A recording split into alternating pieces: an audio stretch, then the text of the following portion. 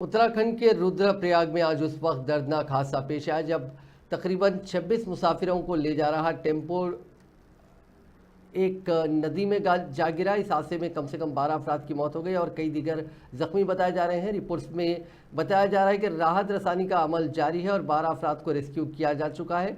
इसमें कुछ लोगों की हालत संगीन है और उन्हें बचाने की कोशिश की जा रही है।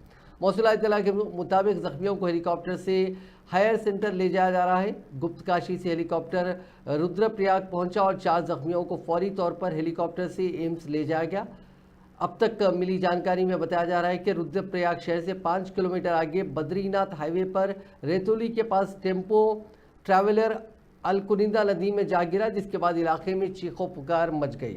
इस हादसे की खबर मिलते ही मकामी पुलिस इंतजामिया, जिला डिजास्टर मैनेजमेंट, DDRF समेत दीगर टीमें मौके पर रेस्क्यू के लिए पहुंच गई।